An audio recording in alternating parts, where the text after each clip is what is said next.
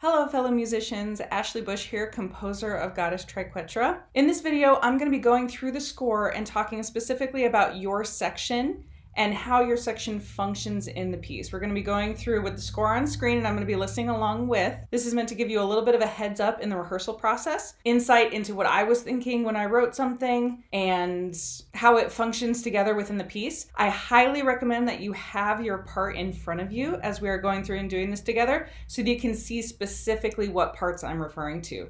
All right, let's get started. All right, hello percussion. I'm starting to talk a little bit just before I start playing the recording back because I want to talk to you in particular before the piece starts. The percussion is what makes this piece work. Hands down, no question. I was really interested in writing this piece to write something for percussion that the percussion doesn't play a supporting role. The percussion is playing a starring role in this piece. And there's no doubt that the shift of responsibility between who's being highlighted is constantly moving across the piece, because if it stays on one instrument group the entire time, it gets boring. But right off the bat in the beginning here, this bowed vibraphone is immediately what sets the tone for what's going to be happening throughout the rest of the piece. Immediately, you are the first thing that happens. Same thing with the cymbals. So, make sure you're paying attention in the bowed vibraphone to the direction of the bow. Those were being put in very distinctly to have kind of like a smoother sound or a crunchier sound at the beginning of your bowing in different places. With the cymbals here in the beginning, the chain on, so what I was experimenting with was a bicycle chain or any kind of just regular, small, easily vibrating chain. If you make it too big, it's going to kind of just sit there and flop around and not have the correct effect. But if you have a small chain, you should hang it from the stand and let it hang down the side of the instrument so that when you're performing all this effects, that chain is going to rattle while sitting on top of the suspended cymbal. So make sure that you find one that you really like. Experiment with some different sounds. So maybe you find that one chain is too brassy sounding or another chain is too soft. So play around with it so you can find some different things to experiment with.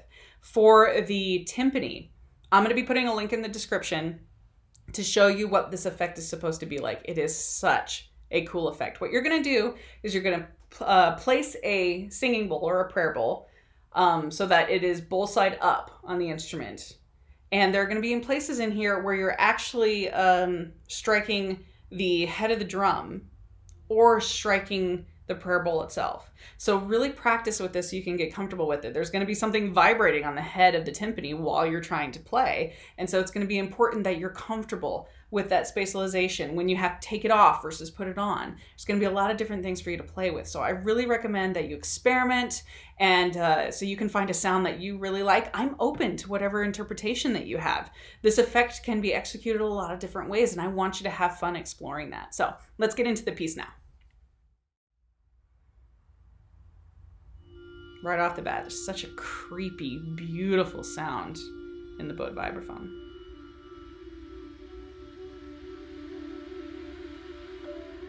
And all through here in the marimba, this is solo material, 100%. It's being echoed in the bass clarinet. The bass clarinet has a different kind of solo role here. But all of these things that are happening in the percussion are setting this, I kind of imagine like a freezing mountain above a meadow kind of thing, and you are the mountain. This solo in the glockenspiel, that is the material for the whole piece. I based everything in the piece off of that solo, 100%. So make sure that you get the hesitancy of the dotted 8th to 16th that's going to happen. All of the character from the piece is summed up in that one solo, so spend some time with it. Here, you might notice in the snare drum and bass drum, you're giving us the 9/8 meter in halftime before we actually get to it, and now we've gotten to it. To the snare player here, your rhythms and your emphasis are different than anything else that's happening in the entire piece. Not just the percussion, anything in the piece. This is an independent snare line, and it's meant to act as a duet with the wind part. So make sure you're bringing out all of these rhythms and accents. I played them in one at a time to make sure they were lining up exactly where I wanted them to. So don't be afraid to have this, even though it snares off and is kind of a blended timbre, to stand out in everything else that's happening.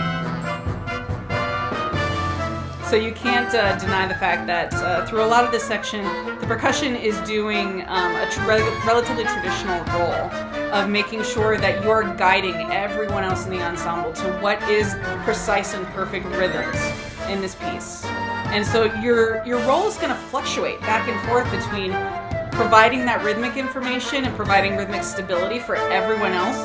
Nobody knows rhythm like a percussionist. And then going back to doing something like adding texture and weight and anger and all kinds of different things like here. It should be explosive and massive.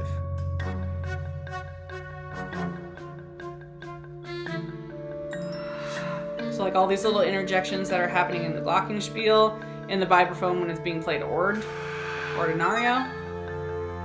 All of those are solos, 100%. And the piece can't exist without you. It cannot. You may notice a lot of things are being doubled. So like the piccolo and the glockenspiel. It's going to be important that those two players work together in making sure that rhythm is coming across the way that it should.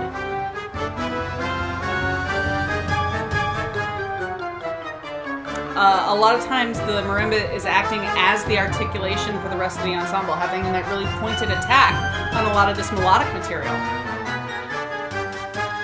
I do love the tempo block. Those little interjections, nobody else has them. You are a part unto yourself, so make sure they stand out and are rhythmically precise.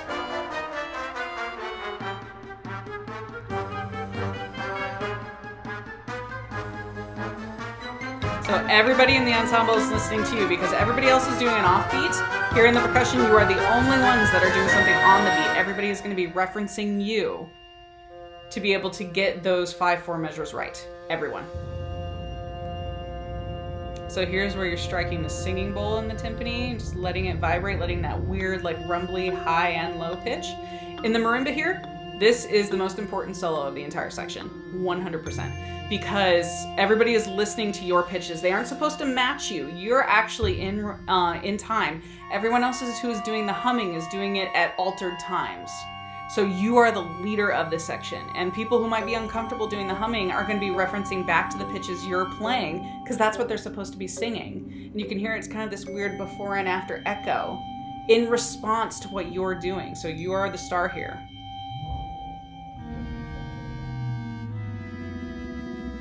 You know, all these timbres that are happening underneath, we have this like, these really small waves of sound that are happening in the percussion. But that's the thing that's happening here. Melody and harmony are not important here. We don't care, but we care about timbre. We care about all these different kinds of things that are happening in the percussion. You are what's happening. Take a little bit of a break during the brass, but as the flute solo comes in, all of these little kind of piano effects are what make the flute solo work. Absolutely. Because without it, we kind of just have this really pretty flute solo, but it doesn't have character without you. So all of these little emphasized points that are interjecting with the flute solo are so incredibly important. So I don't have a singing bowl patch for that, but this bowed cymbal is what makes that part sound so cool. It's just the bowed cymbal. So that has to be done with assertion. You have to be very confident in your performance of it. If it's tentative, it's going to sound like it's tentative, and that's not what we want. Oh yes, and the rubber ball along the frame of the drum.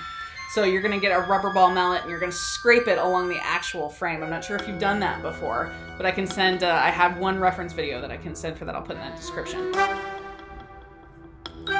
So, like the snare in the beginning, this part in the marimba is completely on its own. There is nothing else like what you're doing. And I actually built the wind sounds around the marimba. The marimba was the thing I wrote here first. And everything else is being emphasized. So as the more of the ensemble comes in, your role in the marimba is going to feel like it falls back into the texture, and it does a little bit because we want to make room for everything else that's happening. There's so much happening here, but make sure that that marimba line stays present. We don't want that to really fall into the background. You're going to be coming in and out of the texture. You never disappear, of course. March to the scaffold right here in the snare and bass.